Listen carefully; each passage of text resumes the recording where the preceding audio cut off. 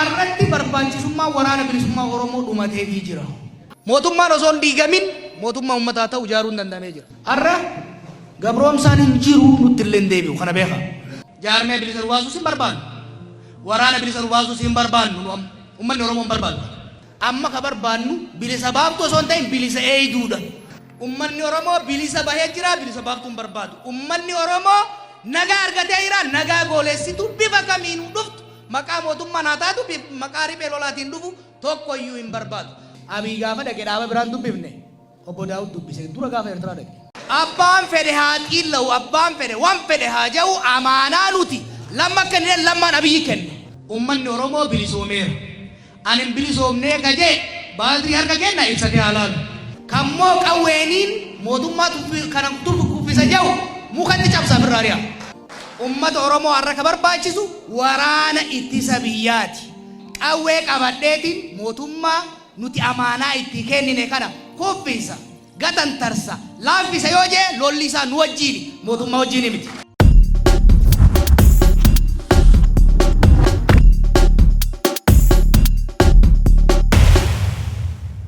Abbaa aangoo itti kenninu dhabneeti oppidiyoo jibbinu keessa irraa xahaarsine dhukkee irraa dhodhooyine lamma kennine lamma Abiyyi kenne.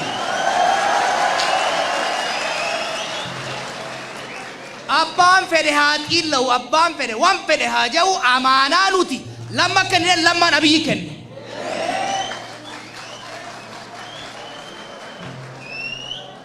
Ce'umsi kun yoo guufate number 1 lammaaf Abiyyi gaafannaa jechuu amaanaa isaanii kennine.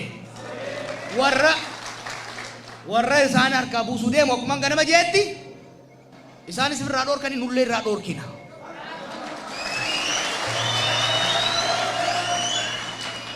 Erga isaan harka wayyaaneetiin micciiranii taayitaa qabatan booda maal jenneen? Ilmoon ayyoo abbo dhaabni tokkollee kana malamallee qabu alatti hafuu hin qabu. Farra shoror keessaa kaasaa waggaa jennee lallabdoo keessaniimi? Kaasaniimi? Gariin daddafee dhufe gariin lafa harkifate dafii gali jenneen sababaan barbaade jennaan obbo Daawudii bilbilean ta'e rabbiin na shaahida gaafa dambi wal rakkoon uumamte galuu barbaaddanii eeni barbaadna maali wanni isin dhoorke takka lama sadii waa lamaan qofa fudhatamuu qabaan jeen. Tokko addi bilisummaa Oromoo shoror keessummaan irraa ka'ee paartii nagayaa tahee Oromiyaa keessa akka dalagu takka.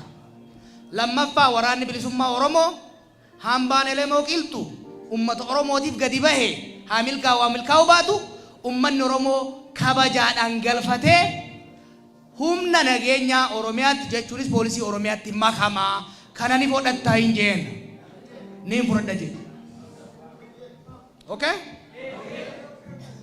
Sambooda gamana niin bilbile. Jeneraal Birhaanuu Juulaa, Abiy, Warqinaa, Lamma hunda isaanitti haasofne akkamitti hangammaan deemnee jenne Abiy gaafa dhaqee dhaaba biraan dubbifne obbo Daawud dubbise dura gaafa Eertiraa dhaqe. Dubbii lafa kaayatanii zirzirii seenuu qabna jennaan hoggaa Minisootaa dhufan akkamitti dubbii tan osoo hin fixin dhuftan jeetiin itti iyye jara kanatti. Fixuu qabdanii jennaan hoggaa achii deebi'an beellama hunda dhiisaniiti Lammaa fi Warqinaan Eertiraa dhaqan agartanii misuuraan dhaqan waliin mari'atan waan lafa keenya irratti walii galle jedhanii ibsan baafne. Naam taate ammas geenye mire sambooda gaa jarri dhufan jechuu dongorri morri mootummaa achi dalage waan walii galan akka obbolummaatitti waan walii galaniif waraqaa firmaa hin farramne jechuu kana godhuu qaban turan akka mootummaatitti. Garuu ani shaahida walii galtee isaaniititti jechuu.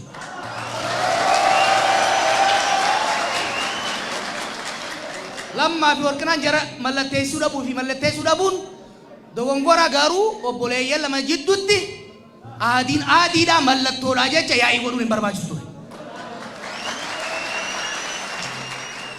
Sambooda Daawud faan galan isaanii galuu deemu ormi kun mataa nutti raase Finfinneen galtan jennaan bukkaatanii dhufnee simannaa qofa osoo hin tahin Finfinneen eenyu akka taate irra jennee cabsine agarsiifneemi.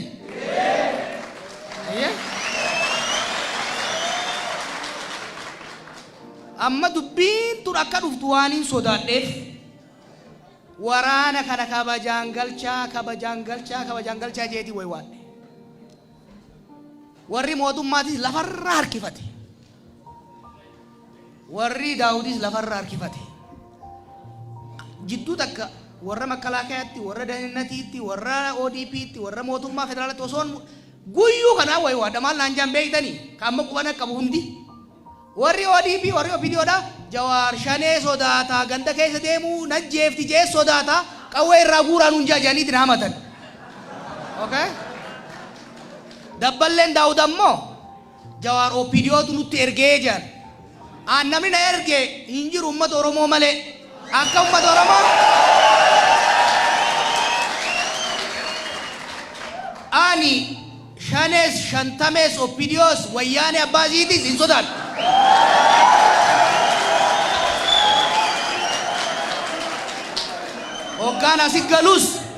Hoggaan asii galus woboo sabdaddeetii miti OPDO sabdaddeetii miti uummata Oromoo qofa.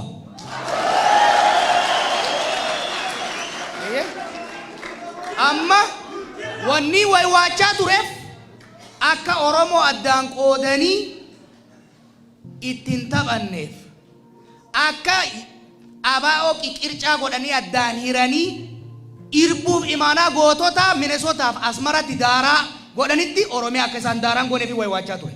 Waan biraati jiru. Itti way waadhee gaafa kaan miidiyaan walitti tuulan. Rabbi jaa miidiyaa dhiisaa kayeetiin Daawud bira dhaqe. Aboo maali rakkoon yaada jijjiirte hin jijjiirre. Waraanni galchita moo hin galchitu ni hin galcha. Nama tokkoon na bira jira maqaan dha'u shaayida qabadheetiin dhaqe. Akka bootolee wakkan. Ni galchita moo hin galchitu ni hin galcha. Maaltu hanqate dhaqee waraana dubbisuun qaba. Duuba maan dhayin warra mootummaatiif haala naa mijeessin. Tanaaf rakkattaa hoggasumaan jara mootummaa bilbile. Yoo an Baaleen deema gaafa rooba deemu. Hangaan an rooba deemee deebi'utti yoo haala mijeessuu fi baattan anaatu fuudhee deemaa waliin nu hajjeessaniin jeen. Jidduu kanatti haala mijeessanii fi dhaqe. Waraana dubbisee deebi'e. Kana jidduutti qondaalota asii ABO'tti makamanii as deebi'an shuuman. Sandura dongorri mootummaa ammaas sandura yaa'ii tana waan hin beekuuf. ABO keessa qotaa malee dachii qotuun akkan turre waan hin beekuuf. Sideemu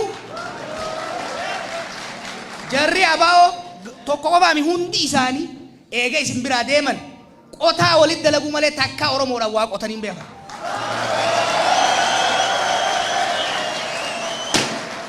Akka jarri kun rabshaan goonee fi akkaan daafa dhufe. Gaafaan dhufe maal wajji teenyee haasoyne muummichi ministeeraa Dr. Warqinaa Lammaa qondaalota waraanaa kana murnootuma birallee gara federaalaa bakka isaan Oromoo fi murna kanaa waliin dhufne yoo waa kan nu beeddan yoo isin gargaarsifachuu barbaaddan bikka warra kalee wal madeessaa wal daakaa turan sanii walitti hin dhufne muudaa bikka Oromiyaa kanatti hin fidinaan jeen sanii walii galle. Jarri kunis sharri mallasaa keessaan baatu fuudhanii muudan. Qondaalonni waraanaa kun bikka san inni malan angaruu yaa'iin akkan dhufne sababa isaan dhabsiisuudha jecha bikka biraa isaa Wallagga jiru muudamni kun dhufe. Muudamni kun dhufnaan dubbiin baddee jee dhufe.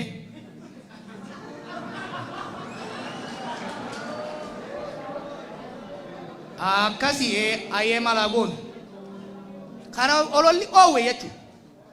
Ameerikaa kan hin dhaqe yaada jijjiiree yeroo gabaabaatti deebi'eetiin dhufe. Hoggaan dhufe nama 30 ol ka ta'u hayyoota haa deemnuun jeen. Kana jidduu manguddoo ergan isaan nu dura. Manguddoon ni dhayte jaraas ni dubbifte. Gurbaan manguddoodhaan waan jeen ayyaan achi jiru. Daawud yoo murteessee gali naan jeen hin gala jeen. Kan Oromoon beekuu qaba. Waraanni bilisummaa Oromoo hin galu hin jedhe. qondaalatu hundatti dubbadheetiin jira. Dhaabni gali yoonaan jedhin galaa jeen. Rakkoo hedduu tarraa'e manguddoon dhufaniiti kanaas dhiyeessan. Manguddoo biratti wal agartanii televizyiinaan wal dhungatanii harka wal fuudhanii walii galle waraana ni galchinaa jiran. Maaltu gala yaa'iin ittuma fufte.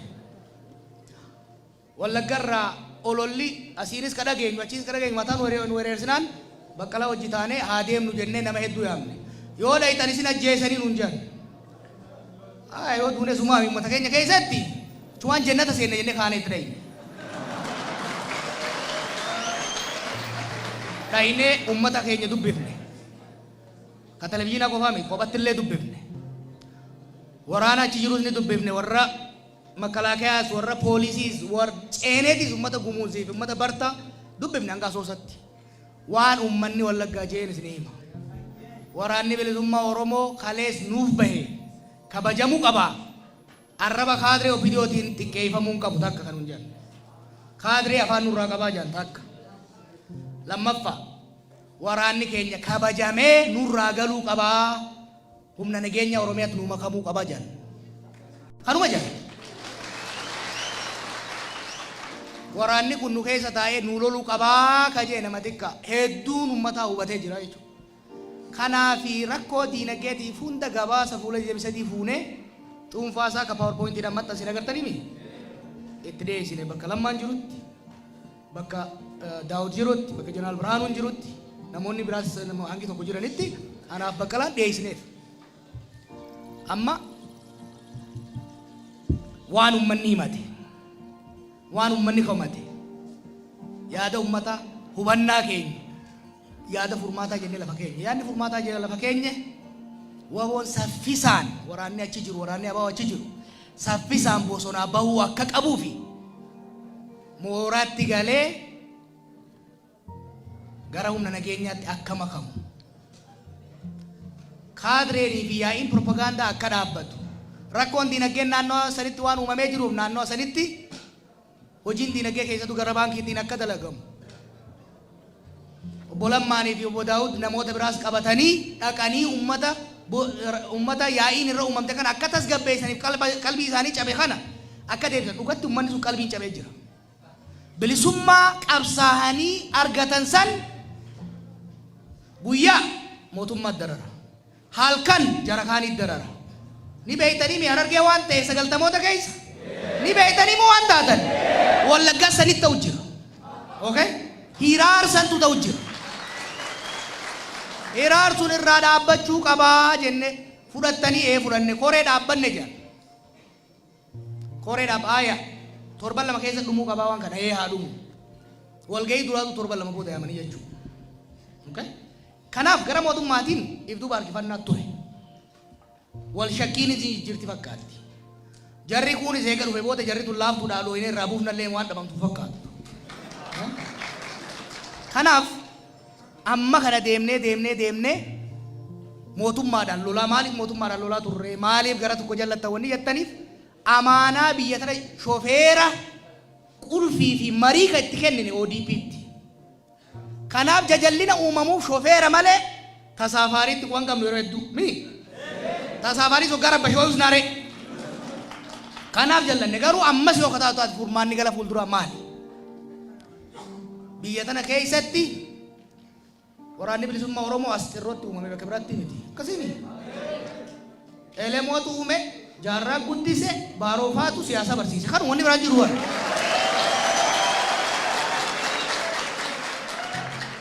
Waraanni bilisummaa Oromoo kan jaarame jaarraan waan tokko isin hima. Namni hin beeku namni hedduun hin beeku kana. Jaarraan ilma nama guddaati. Warra beekamaa ni beektanii. Aristokrasiidha. Rakkoon takka isarra geessee hin beektu. Rakkoo keessattuu hayyoota Oromoo makiinarra jirtu kana argeeti lolee gara Asaboot kana dhufeensi naannoo kana. Dhufeeti achi hoggaa ta'u uummanni roorroo arkee qallitti takka jaarsa jalaa ajjeesaniiti. Jaarsa jalaa ajjeesaniiti reeffa fuudhuu mallaqa kafaltu malee jedhanii cinqan. Kan kun seera mitii jeeti namicha dhaqee kasase matoola kaasan. Dhaqee achi na kasase asumatti isin mura jeen. Hoggaa achi dhaqee jarri zulmii dalagaa itti mure jaarratti. seerri kun jijjiiramuu qaba bulchiinsi asii jijjiiramuu qaba jeeti filannoo seera jaarraan kana beektanii akka dorgomee ture jaarraan asitti Oromoon gabbaatee ituun tun korojoo itti guutteef jaarraadhaaf ka sagalee kenne Oromoo kalakkaa'e nama biraati jaarraan ni mo'ame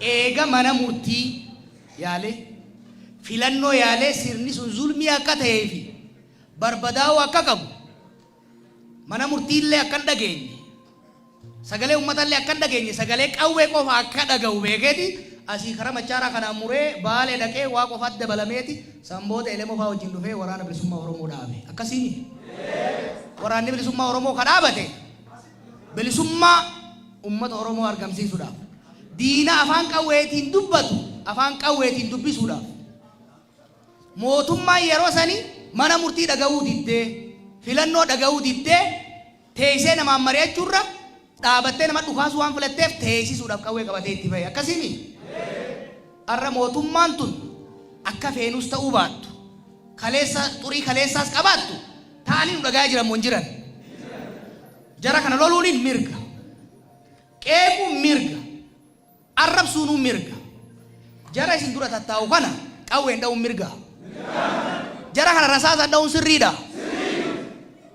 waraanni bilisummaa Oromoo jara kana dha'u isiniif qabsaa'are no okay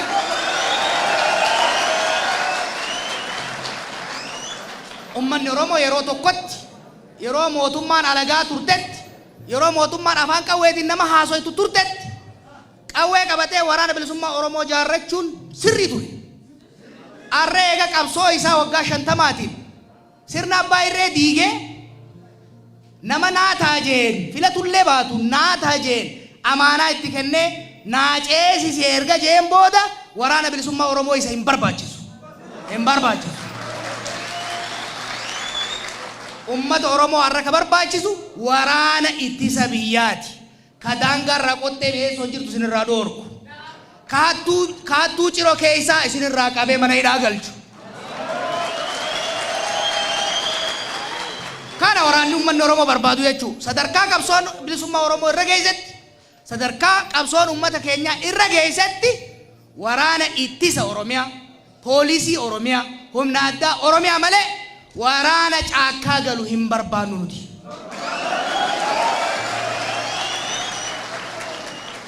har'a bekka wal bira teenyutti bekka Daawudii fi Lammaan yeroo barbaadanitti wal arganitti bekka Daawud yeroo barbaadetti Abiyyi bira dhaqutti waraanni Abiyyi hogganu fi Daawud hogganu gidaamitti wal ajjeesuun haraami sirri miti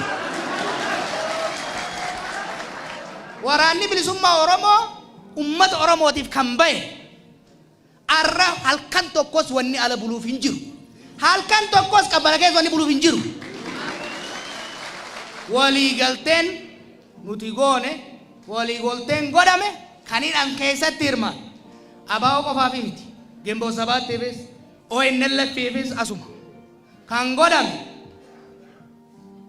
himanni takkaa'u farrajiin shororkeessummaa irraa ka'a ni galmaa akka paartiin dorgomee ijaaree filannoon gaafa dhufte ni filata ni dorgoma waraana xiqqaa guddaa harkaa qabu mootummaa kenna mootummaan laalee waraanni sun ka barbaadu gara humna nagaa naannootitti ka barbaadu gara paartii dhaaba isaatitti kalakkii siyaasaas qawwees hin barbaadu jedhu dalagaa isaatiin seenaa mootummaan mallaqa kenneefi qubachiisa kana ka walii galu kana jechuu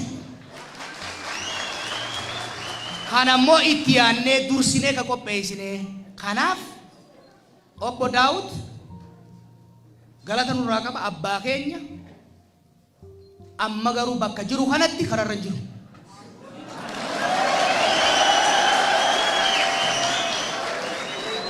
sababa xixiqqaa tuulanii warri mootummaa rakkoon qabu jechuu kiyyaamti sababa xiqqaa tuulanii waraana alatti teessisanii fi finfinnee taa'uun hin ta'u kanaaf yoo Oromoodhaaf yaade yoo Oromiyaadhaaf yaade yoo ijoollee isa amantee bosona baate saniif yaade osoo oolee hin bulle tokko waraana dhaabu lola dhaabu lammaffaa ajaja ifaan ifaa kennee waraanni bilisummaa Oromoo mooratti galee leenjii barbaachisaa fudhatee akka fedhii isaatii fi mootummaatti makamuu qaba. Kanuu akka furmaanni biraan jiru.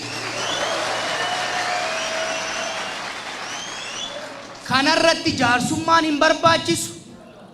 Mokkorre bari yaalle jaarsummaa yaalle rabbi kadhadhaa isin hin jenne rabbi sitti kadhanne jaarsaas didanii rabbiis yoo didan rakkoon biraati. Wanni tokko ifa haa ta'u jallaa keenyaafis haa ta'u ka ormaatiif wanni takka ifa haa ta'u jijjiirama nama 5,000 karaa cufu dukkaana cufu kaan jeen ijoollee 5,000 wareegamatti oofee beere dhiiga isaaniitiin na harka jira. Abadan abbaan fedhe aduuf malee jijjiirama kana duuba deebisuu ittiin dhiifnu. Dhaabni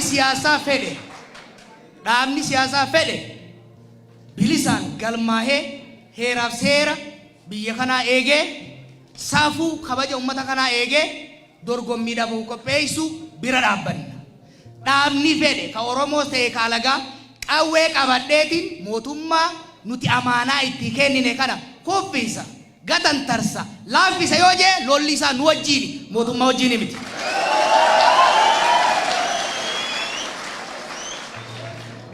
Kanaaf wanni ummanni keenyaas jechuu qabu wanni nullee bira dhaabachuu qabnu kanuma jechuudha. Rabbii jaa waa hedduu yaalame dhugaan isin hin jaa. Jechi hiikkadhaa jiru hin taane jennaan lakki namni hiikkadhaa jeen jiru jeneraalota bira taa'ee anu qawween isin jara kanatti hiitan hin jiru ummata itti hidhe. Jorree ummanni daangaanuu miidhamu jira dhugaa laal naannoo Wallaggaa san billallee ummata irraa hiikan. Qawwee ummataaf haa kennanillee jenne. Lakki qawwee ummataaf kennee galuu hin dandeenyu nama nu jara kana jennaan qawwee qabadha. Kaampii mootummaa yoo amanuu baattan nu hayyoonni nu isiniif qopheessina. Qawwee teessan qabadhaa galaa jenneen ni didan. Okay? Dhugaa qabnaa jechuudha. Gara mootummaatiin badiin hedduu. Garuu mootummaan kun amaanaa qaba amaanaa san bikkaan ga'uu qaba. Wanni biraa dhagaya. Har'a warri Maqalee jirus, ka Bahar Dar jirus, ka Mogadishoo jirus, ka Washington jirus akkatti Oromoon dubbii tana hiikkattu laalu jira.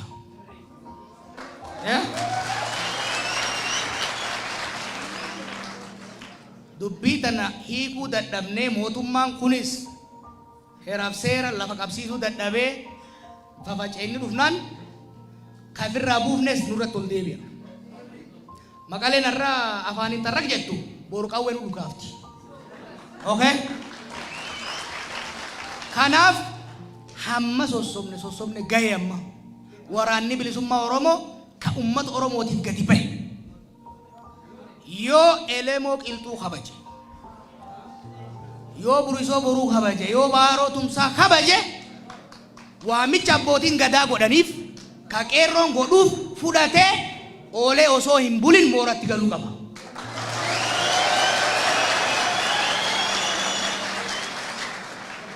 Gara mootummaatiinis dogongora laafina gama obbo Daawud Faadaan jiru laaluudhaan isaan wajjin morka seenuudhaan jibba abaa irraa kaleessa qaban san haareetti fiduudhaan isaa taatu sababa adda addaatiin waan kana gufachiisuu yoo kan yaalan warri yaaluu ni jira baay'ee. Mootummaa kana keessa ka alaabaa tana dhabamsiisuu barbaadu hedduu.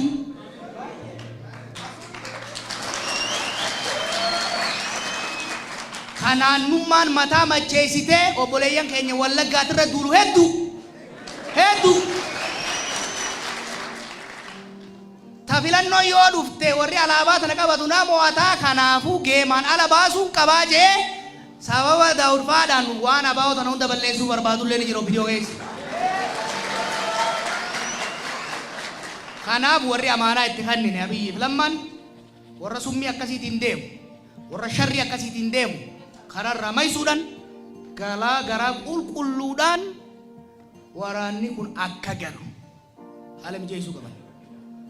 warri abao warri Daawud faan yoo shakkii qabaatan an akka nama tokkotti hayyoota abbootii gadaa abbootii amantaa gurmeessine waraana kana galchine hanga wal amantaan dhuftu maallaqa mootummaallee gaafannu isinirraa guurree ni tajaajila.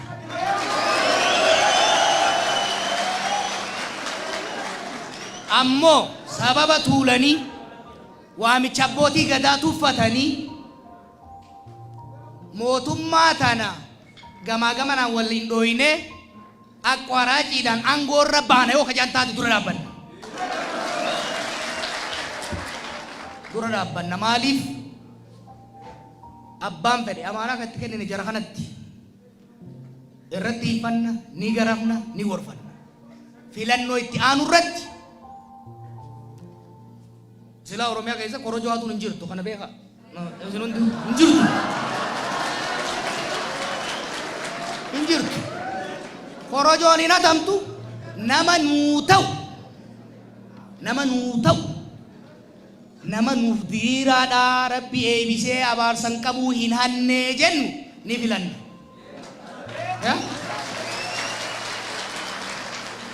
Warri ODP opinion irraa maqaa jijjiirratanii dalagaanis if jijjiiranii if xaaranii toobatanii jajallaa if keessa haaranii amma takkaa cinaa hafte tana keessatti onnee teenya keessatti akka Abiyyi Lammaan seenanii hanga qabaletti haaromsa kana yoo bakka hangayanii mo'atan amaanaa teenya asiin nu geeysanii onnee teenyas nu seentanii haaromsas fiddanii jee ummanni Oromoo yoo sagalee kenneef irra deebine eebbifnaaf.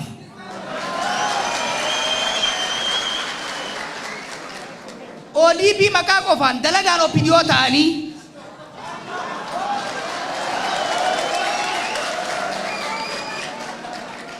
hattuu gabareen ifirraa ariite Finfinneetti shuumanii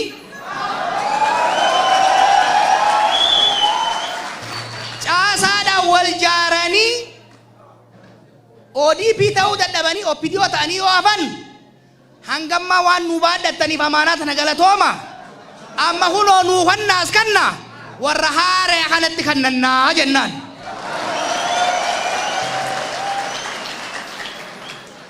Amma booda warri ODP'tis korojoo hatanii mormituu hidhanii kaan miila cabsanii ummata Oromooti biyya tanarratti umrii dheereffanna jennaan abadan wallahi billahi hin milkooytu.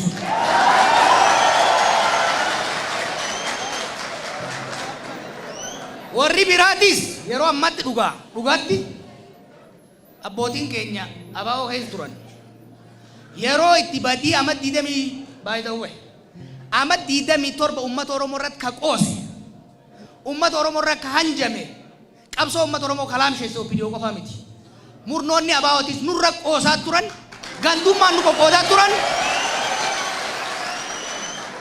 ilmaan teenya bilisummaadhaaf isaaniif baate gosa gosatti murna qoodaniiti Boorana keessa wal ficcisiisaa turan.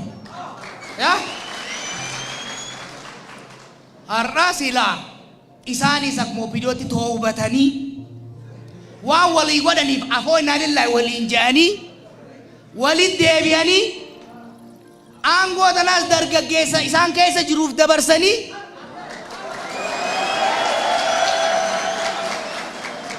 caasaa isaanii gubbaa hanga gandaatti diriirsanii dabballee isaanii lallabduumi nama namaa dalagu nama eeyba qabu laalanii bakka bu'aa qopheeffatanii dhaaba bilisummaatirraa gara dhaaba biyya bulchuutitti if jijjiiruudhaaf yeroo itti dalagan ture akkasiimi har'allee opiniyoo ofuu dhiifne barra afoo innaa lillahi lammaan jennaan sii dhiifne jenneeniimi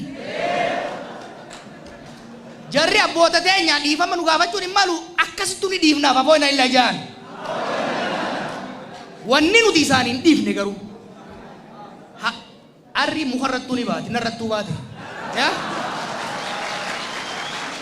wanni nuti isaaniif hin dhiifne maaliif abbaan kee qabriidhaan baane wanni nuti isaaniin dhiifne akka kalee abaa'oo qircaa godhanitti deebi'aniiti qeerroo kana qircaa goona Oromiyaa qircaa goona yoo jedhan abadan itti hin dhiifne.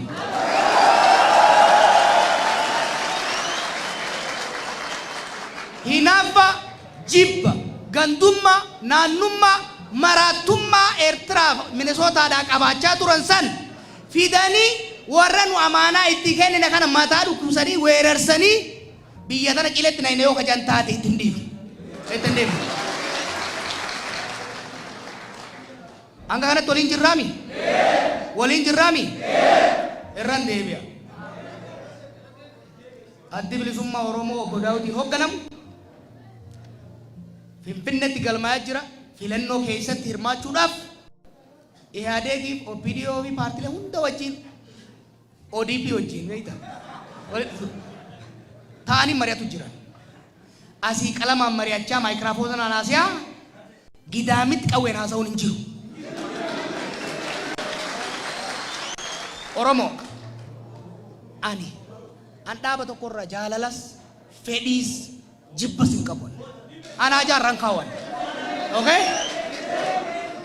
Garuu wanni ani sin gorsu keessattuu uummanni naannoo kana sagal hin gubatina.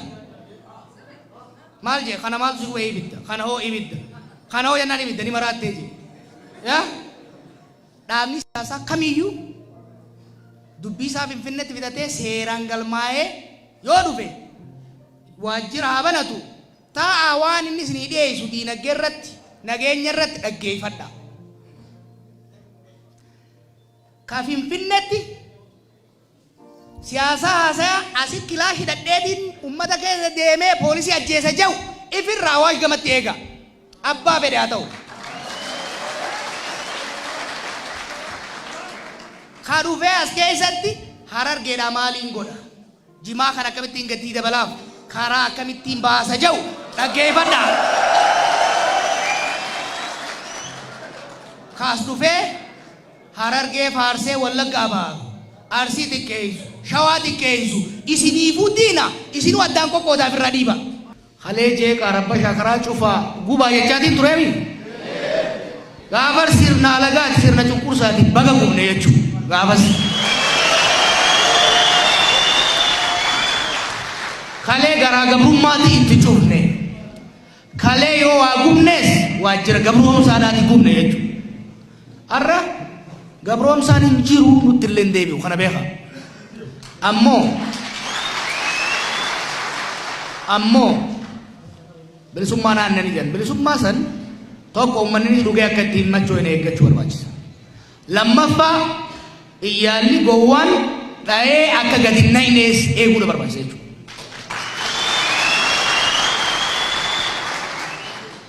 Bilisummaa kana ceesisuudhaaf dhaabbileen siyaasaa keenya hogganoonni siyaasaa keenya waliin gaarreeffachuu yaa'ii uumuu osoo hin taane ulaa cufatanii akkamiin wal gargaaran mari'achuudha. Uummanni keenyaas warra gubbaa taa'ee qoqqooduu yaalu dhaggeeffachuu osoo hin taane bu'aa tokkummaa agartanii Oromoo agartanii bu'aa tokkummaa amma gabaabaa keessatti rasaasan malee sheeyitaan ofirraa ariitanii tokkummaa warra isin diiguuf irraa eeguu jechuun tokko barbaachisu. Wani barbaachisaadha.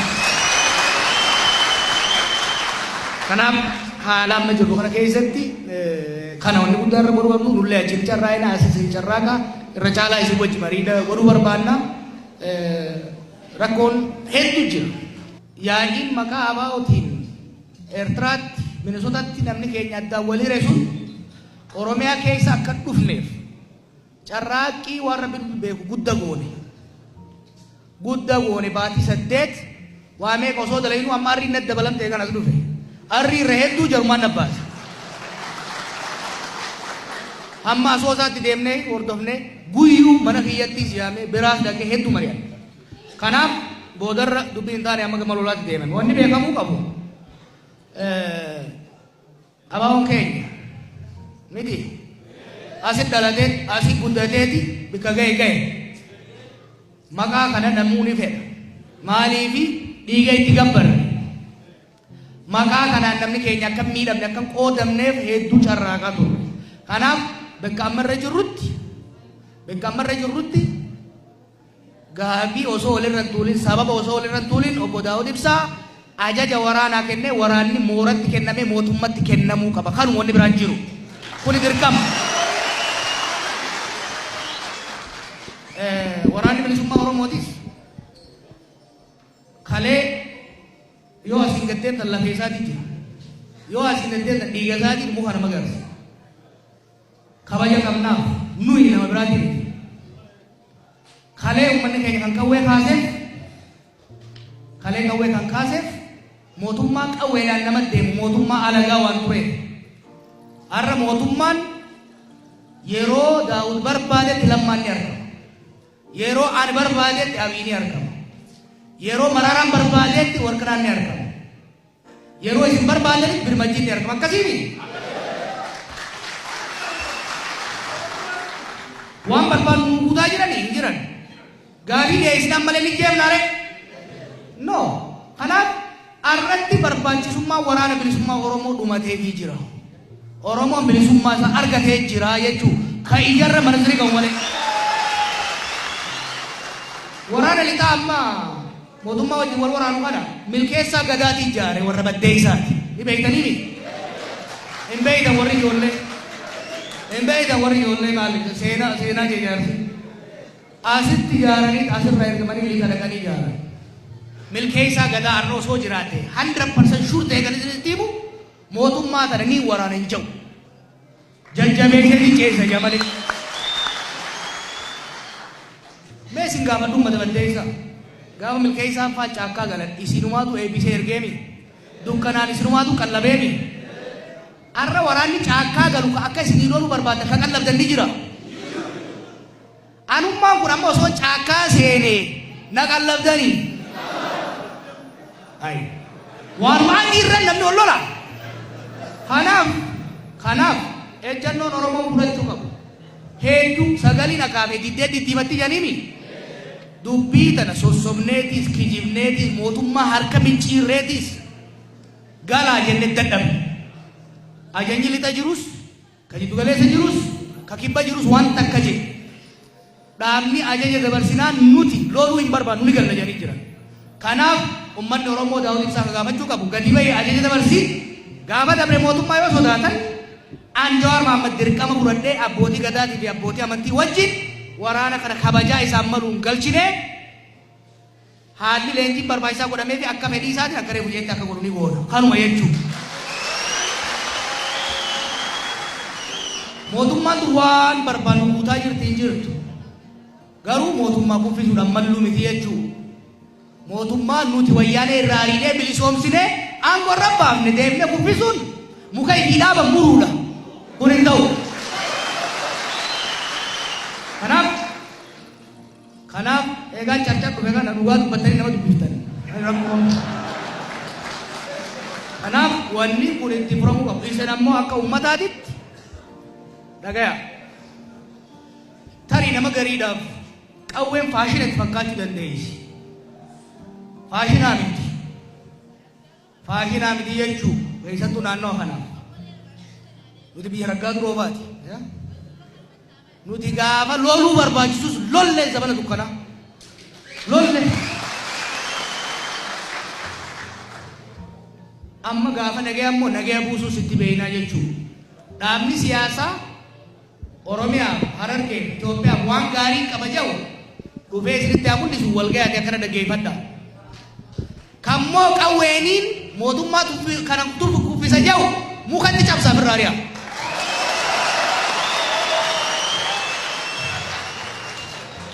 Mootummaa qawweeniin isin bulcha jedhu mukatti cabsine firraarii deemi. Kaniin qawweeniin isin kora jedhus mukatti cabsuu qabnu firraa. Waa takka.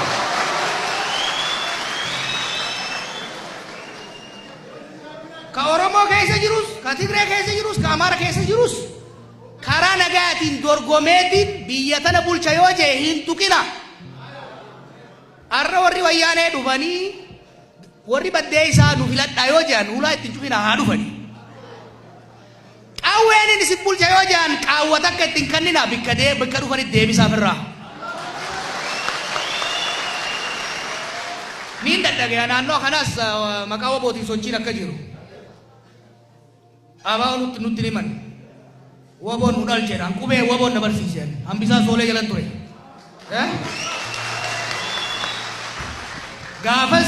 Gaafa wayyaaneen nutti duulaa turte ni beeyna akkatti waboo tiifannee asiin geenye hanga dhumaatti. Har'a garuu waboo bosona keessa deemu hin barbaadu. Nuyi gabarbaannu ijoolleen teenya yoo bifa sadiin caakkaa keessa jiraatan safara keessa jiraatan nagee hangaluu qaban. Hotta manguddootti hotta qawwee teessanitti tabiraa daballee leenjifne poolisa Oromiyaa kanatti isin daballee nagee nu eeydan.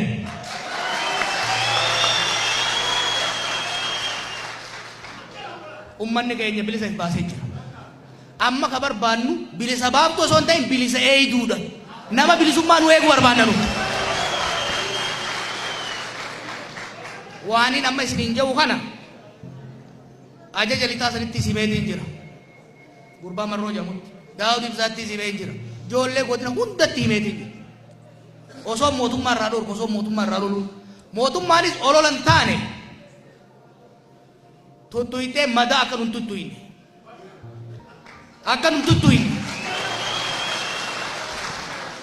Alaabaan tun teenya dhiiga teenya itti jige. Alaabaa tana qabanneeti wayyaanee biyyaa baafne Abiy aangorra baafne akkasii miti. ODP'n gaafa alaabaatu eenyatu ite OPDOtti deebiti kana beekaa.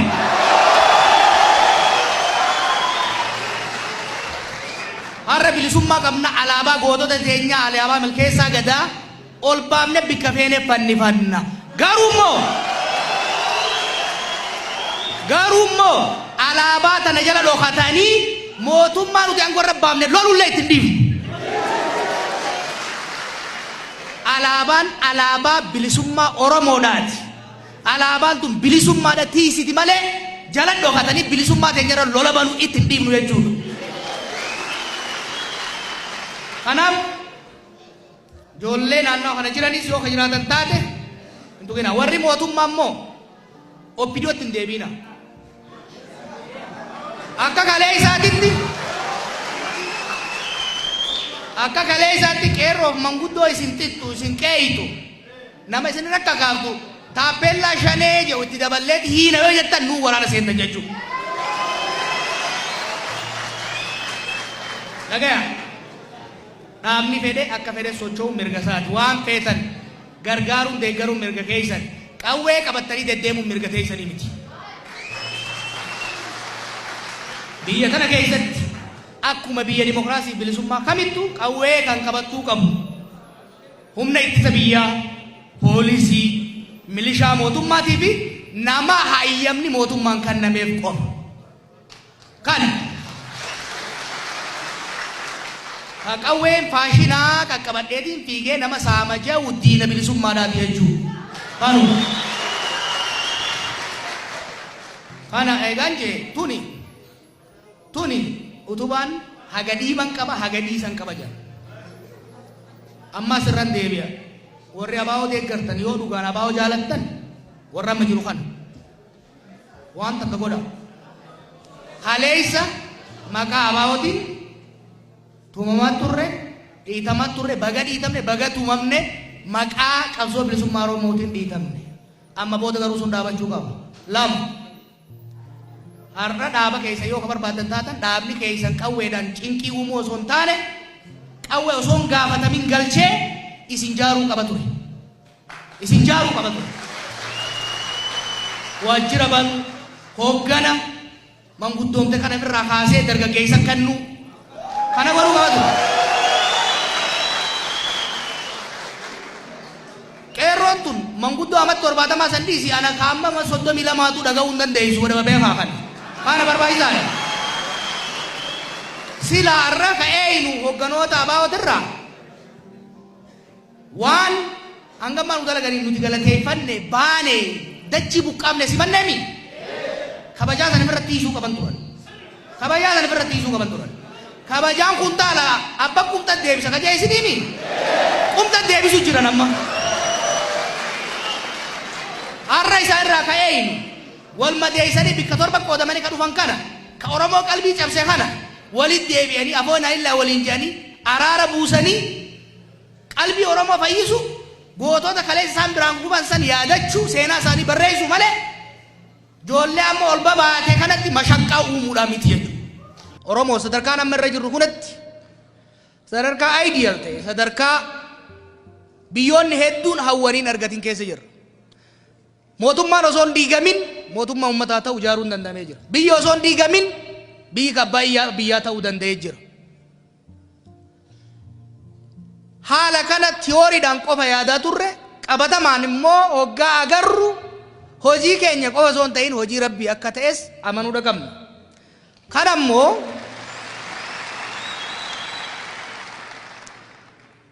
immoo osoo biyyi hin diigamin osoo mootummaan hin diigamin mootummaas kan uummataa biyyas kabbaa biyyaa gochuun erga kan danda'amu taate mootummaan sunis dhiibamee mootummaa seetanaa akka hin taane biyyis biyya seetanni irratti gulufee wal diigee diigamu akka hin taane tursiisuun barbaachisaadha.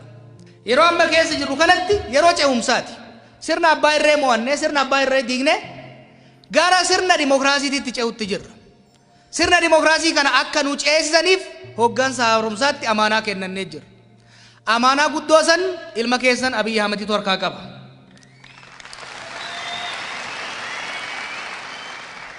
Nuti immoo raddaatii isaa taanee konkolaataa kana saffisiisaa jirraa jechuudha.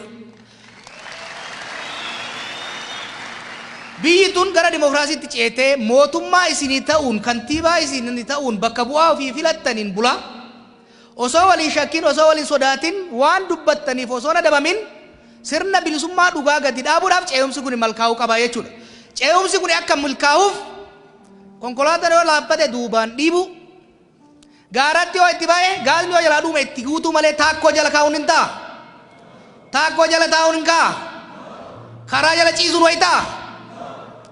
Kanaaf ce'umsi kun akka bakka ga'u yookaan barbaadamu taate nageenyi biyya kanaa daran cimee deemuu danda'u qaba jechuudha. Nageenyi kun akkuma nama dura jeetti shoorri guddaan uummata keenya irraa eegama.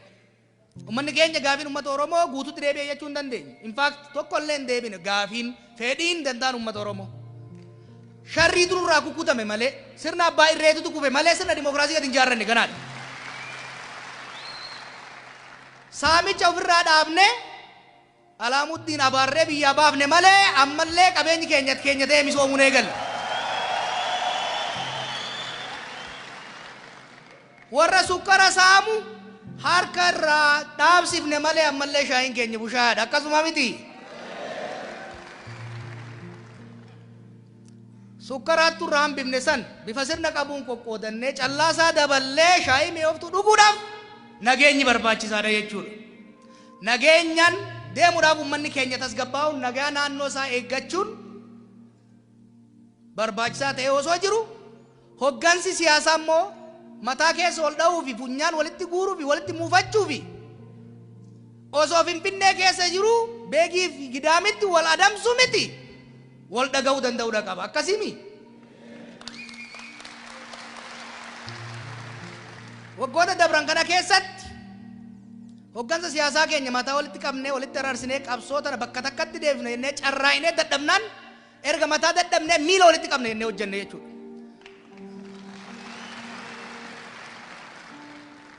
Miila walitti qabnee uummanni keenya miila tokkoon tarkaanfatee miila tokkoon jarattii xallasee biyyaa baasee bilisummaa isaa goonfate. Akkasii miti.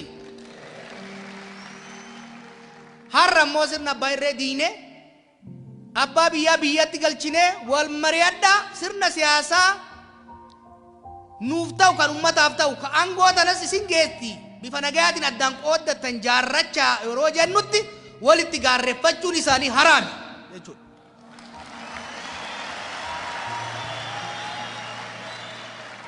Uummanni bal'aan kun qabsaa'ee kan wayyaaneen harka miilatu hiitee ergattu bilisummaa baasee aangootti baasee jira.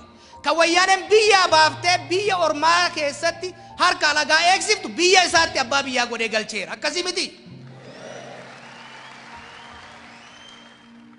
Ummata kanaaf kabajaa qabaachuu qaba hoggansi keenya. Ummata kanaaf kabajaa qabaate ummanni kun badii kaleessaa osoo hin lakkaahin nu dhiiftanii biyyaa baatan je'ee osoo itti muufatin hunoo warra biyyaa isin baases biyyaa baafnee jirra. Sirnaa fi sarara tolfadhaati. Biyya kana gara dimokiraasiitti ceesisaati. Imaammataaf tarsiimoo diinagdee siyaasaaf nageenya nu baasaati nu hoogganaa jedhee amaanaa itti kenne. amaanaa kana bakkaan gahuun dirqama hooggansa siyaasaa keenyaati jechuudha.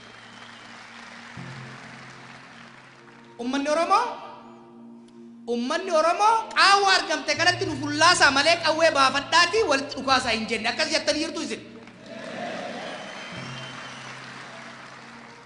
Ummanni Oromoo bilisa bahee jira, bilisa baaftuun barbaadu. Ummanni Oromoo nagaa argatee jira, nagaa gooleessitu bifa kamiinuu dhuftu maqaa mootummaa naa taatu maqaa riphee lolaatiin dhufu tokkoyyuu hin barbaadu. Ummanni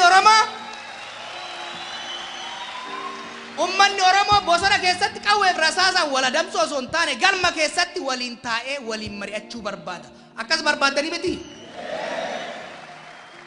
Kanaaf dhaamsi uummata keenyaaf nuti dabarsinu akkuma kaleessa osoo isaan walitti murumsanii osoo isaan qoqqoodamuu diddanii tokkummaa keessan eeydanii tokkummaadhaan qabsooftanii goolessituu fi diina ofirraa baaftanitti arras waca hooggana siyaasaa waca murnoota siyaasaatiin garee garatti qoodamtanii gandaaf amantiin walitti gaarreeffachuu osoo hin taane tokkummaa oromummaa keessan cimtanii bilisummaa dhiiga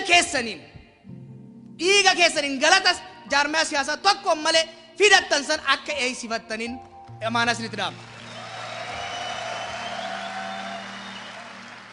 Nutis kaleessa akkuma isin dhaggeeffannee waan beeynuuf waan rabbi nu beeksiseen isin gorfannee wal cinaa hiriirree jijjiirama kana finne jijjiiramni kun akka hin gubanne dhugaa Oromoo qabannee dhugaa Oromoo karaa dhugaa qofaan bakkaan ga'urratti ibduba deebinu abbaan fedhe ija haa babaasu abbaan fedhe haa dhaadatu warri dhaadate maqaletti galaa warri nu diigus biyya ba'a jechuudha.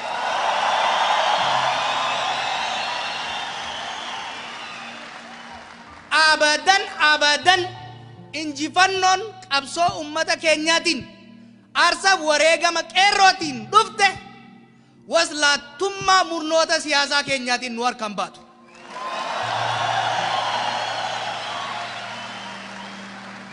Yoo waltaanii biyya kana haa ceesisan yoo waliin taane karuma abbaa isaa hayyeetti ofirraa ergina jechuudha.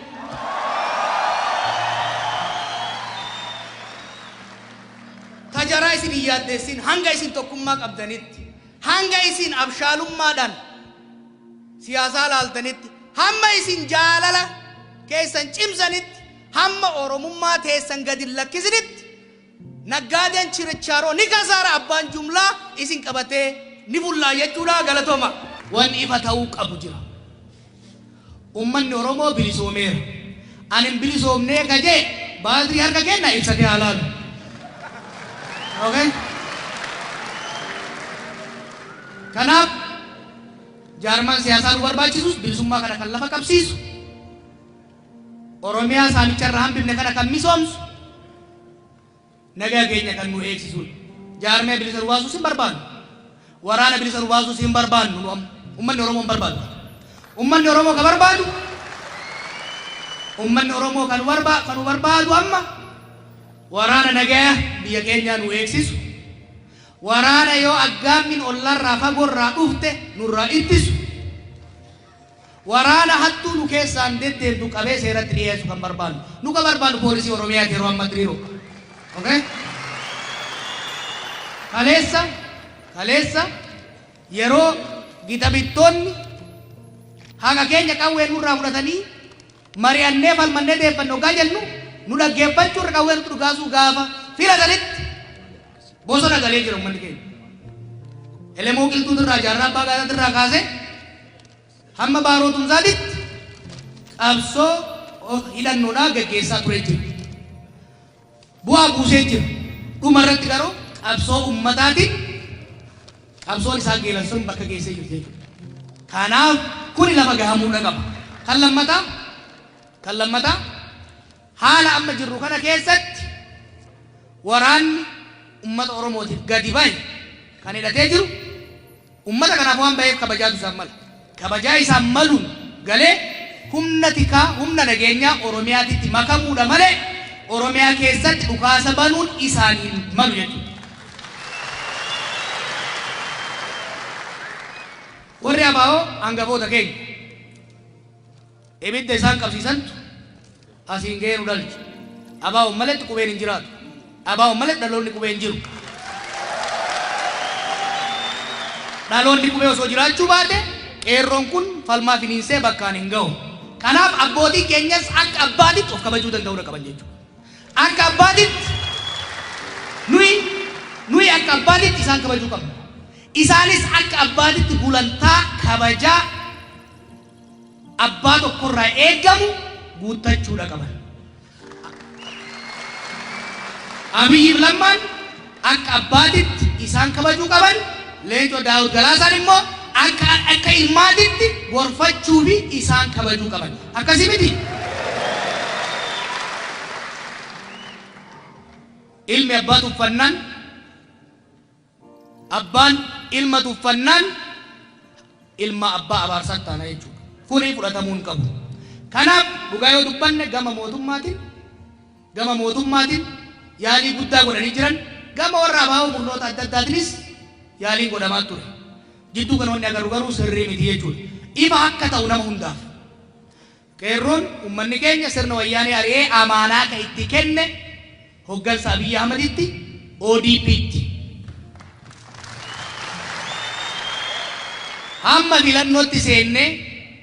filannootti seenne filannoo kanaan paartii fi nama nu bulchuu filannutti mootummaan biyya kanaa ODP fi Abiyyi Ahmadiif Lammaadha.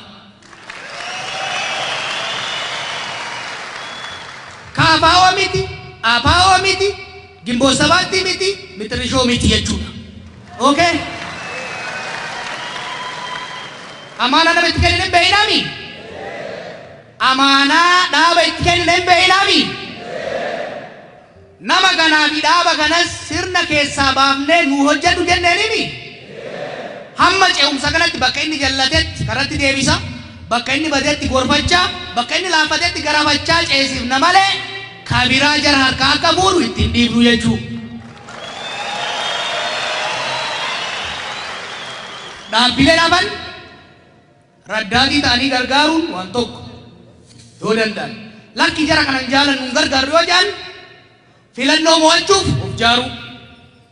Yoo kan mo'atan taate biyya bulchuudhaaf of qopheessuudha malee warra nu amaanaa itti kennine harkaa amaanaa tana fuunee nyaannaan hin ayyamamu. Kanaaf yeroo ammatti fafa dhugaan isin hin jaan namni nutti kolfaa jira. Kaleessa Oromoon wal ta'ee wal dhaga'ee tokkummaadhaan bilisoomuu hin danda'u nuun jaan. Bilisa baafnee isaan salphachiisa. Har'a immoo Oromoo wal hin danda'u, nagaa eegsisuu hin danda'u. Kunoo wal nyaatutti kaatee nutti kolfan. Kuni qaanyii guddaadha. Kanaaf dhaamsi wanni ji'a 5 jara kana jidduutti duras walitti finnee akka waliigala gochuu irratti keessan ture. Wanni waliigale wanni lafarra dibamu hin jiru. Wanni abaa'uuf immoo addatti kaayamees hin jiru. Jaarmaaleen qabsoo hidhannootiin socho'aa turan hundumtu biyya kanatti galanii himanni shororkeessummaa irraa ka'ee nagayaan socho'aa, waraanni isaanii immoo qaama nageenyaa biyya kanaatitti makamaadha. Kuni waan manguddummallee gaafatu miti, waan irra deebi'amee irratti haasa'amullee miti, waanuma addunyaan ittiin bultu. Dhaabbanni bilisummaa uummata Ogaaden shororkeessummaan irraa ka'ee naannoo Somaalee keessatti nagayaan socho'aa jira. Waraanni isaa nageenya Oromiyaatti makamaa jira. Kan warra TPDM warra Tigraay haaluma isaaniin, kan naannoo Amaaraas bifuma isaaniin. Keenyas atakaaruu homaan barbaachisu jechuudha. Waraanni bilisummaa Oromoo kabaja qabnaaf obboleeyyan keenya nuuf ba'an, amma garuu akka nuuf lolan hin barbaannu, akka nageenya Oromiyaatti nuuf makaman barbaanna. Dhugatti maqaa abaa'ootiin namni keenya baay'ee miidhame.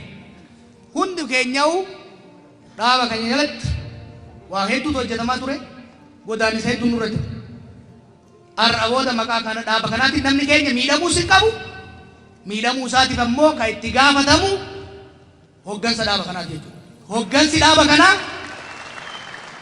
dhaaba kanaa guddatee argamuudha qaba. Har'a silaa dhugaan isin hin jaa abaa'oo irraa kan eeggannu murna adda addaatiin eega jijjiiramee dhufe mootummaa amma jirtu tanaa wajjin atakaaroo seenuu osoo hin taane madaa kalees wal jidduutti uummatan afoonnaan illaa waliin jedhanii walitti araaramanii biyya kana ceesisuu akka nu gargaaraniif. Nu har'a kan barbaannu leencoon galaasan Kamaaliif Daawud gara goranii mootummaa tanarratti mataa dhukkubbii ta'uu osoo hin taane gara tokkotti garanii jara kana akka gargaaran jechuudha.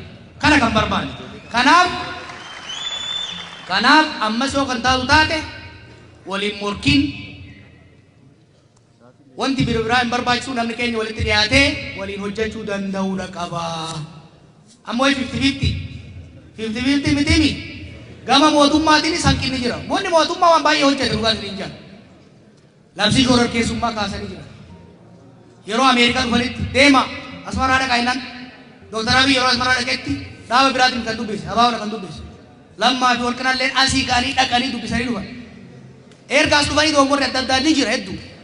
Dongorri xixiqqaa wal jara laallee waan kana hubachiisuu osoo hin taane wal dhaggeeffatanii deemudha. An waamichi maqaa keessaniin amma dura sabaa'otti simaa ture atakaaroon hin barbaachisu lama hin jiru baay'ee ta'u. Obbo Daawud kaleessa haala filannoo irratti dhaabbilee siyaasaa hunda waliin filannoon kun akkam haa ta'uu kan jedhu irratti mari'achaa jira Finfinneetti. Maqaa isaatiin garuu beekitti waraanni banamuu hin qabu jechuudha. Lamaan deemuu hin dandeenyu. Amma kan nu barbaachisu galma kanatti waliin mari'achuudha malee karaa walitti cufuullee miti qawwee walitti dhukaasuullee miti jechuudha.